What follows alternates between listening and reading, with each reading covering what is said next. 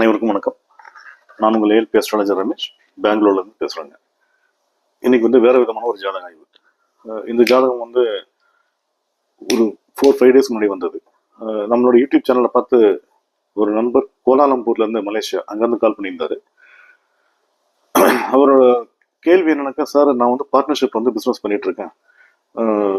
என்னன்னு தெரியல, இப்போ அந்த பிஸ்னஸ் கரெக்டாக போக மாட்டேங்குது, ஒரே தடை, லாஸ் ஆகிட்டு இருக்கு. என்னன்னு தெரியல, ஏன் லாஸ் ஆகுதுன்னு தெரிய மாட்டேங்குது. அதனால் கொஞ்சம் பார்த்து சொல்லுங்கள் சார், எப்போ வரைக்கும் இருக்கும், உங்களுக்கு சரியாகுமா ஆகாதா அப்படின்னு பார்த்து சொல்ல முடியுமா சார்? நமக்கு கால் பண்ணியிருந்தார் எங்கள் மலேசியாவிலேருந்து. ஓகே, இது ஆனோட ஜாதகம். வயசு 47 வருஷம் முடிஞ்சு 28 நாள் ஆகுதுங்க. ஸோ கேள்வி பிஸ்னஸில் ப்ராப்ளம், சரியாகல, தடை. இவரோட பிறப்பு லக்னம்ன்றது விருச்சிகம். தற்போதைய வயதுக்குரிய லக்னமாக மேஷம் போயிட்டு இருக்கு. லக்னாதிபதி யாரு? செவ்வாய் பகவான். அவர் எங்க இருக்காரு? 1க்கும் 8க்கும் ஆதிபத்தியம் பெற்று 4ல் இருக்காரு.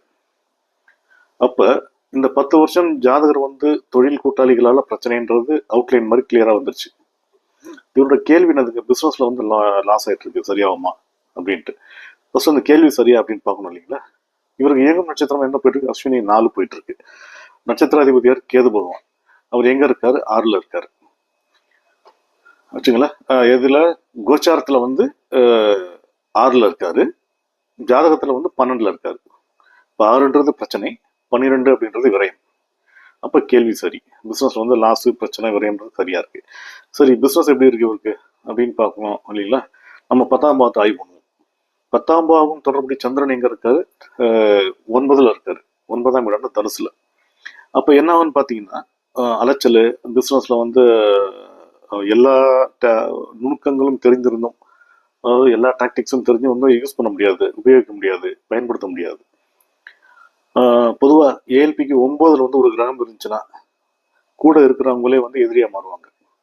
அவங்களாலே பிரச்சனைகள் வரும், லாஸ் ஏற்படும். இது ஒரு பொதுவான விதி. சந்திரன் என்ற 9ஆம் வீடு இந்த 10ன்ற தொழில் ஸ்தானத்துக்கு 12ஆ வரும், விரயஸ்தானம். அப்ப தொழில விரயமாகுது அப்படின்றது, விரயத்தை சந்திக்கணுன்றது இருக்கு. 10ஆம் பாவ லக்னாதிபதி யாரு? சனி பகவான். அவர் எங்க இருக்காரு? ஏஎல்பிக்கு 5ஆம் வீடான சிம்மத்தில் இருக்காரு. அப்ப என்ன ஆகுங்க, தினம் பிரச்சனையை சந்திக்கணும். இந்த சமயத்துல தொழில் சரியா செய்ய முடியாது. 10ஆம் பாவத்தை நீங்க லக்னமா வச்சா, லக்னாதிபதி சனி பகவான் இருக்கிறது லக்னத்துக்கு 8ல்.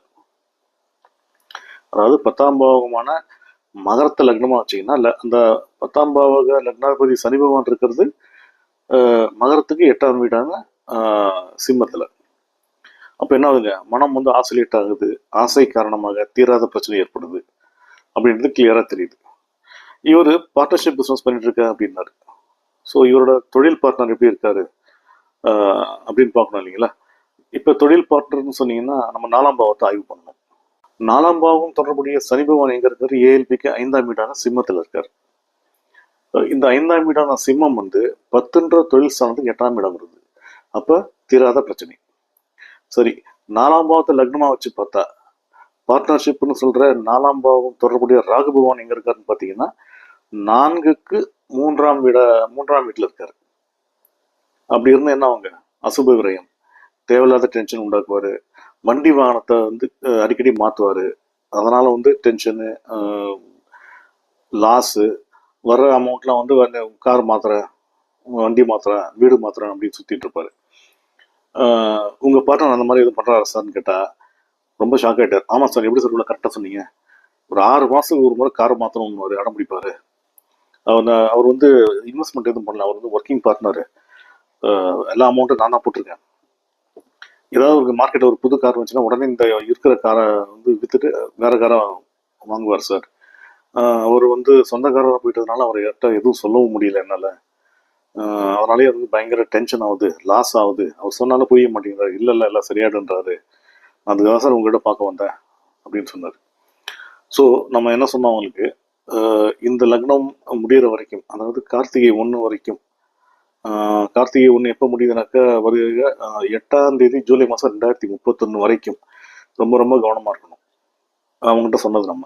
ரெண்டாவது, அவர் எதுவும் ஃபினான்ஷியலாக ஏதோ இன்வெஸ்ட் பண்ணி பார்ட்னர்ஷிப் ஆகல, ஒர்க்கிங் பார்ட்னர் தான் சொல்கிறீங்க.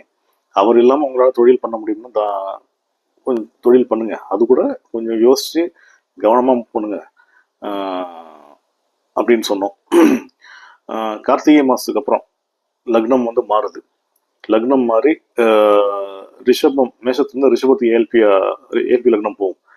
அப்போ பார்த்தீங்கன்னா அந்த குரு பகவான் வந்து எங்கே இருப்பார், 2ஆம் இடம் தனஸ்தானத்தில் இருப்பார். அப்போ வந்து எல்லாமே கிளியராக வந்துருங்க, நல்லபடியாக நடக்குங்க. அது வரைக்கும் கொஞ்சம் கவனமாக பார்த்து ஹேண்டில் பண்ணுங்க அப்படின்ற மாதிரி சொன்னோம். அவரும் ரொம்ப ஹாப்பி ஆகிட்டாரு. சரி சார், எனக்கு ப்ராப்ளம் வந்து நான் என்னன்னு புரிஞ்சுக்கிச்சு.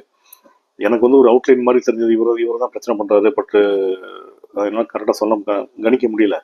நீங்கள் கிளியராக சொல்லிட்டு தொழில் இந்த பார்ட்னர்ஷிப்னால தான் பிரச்சனைன்றது தெளிவாக சொல்லிட்டீங்க சார்.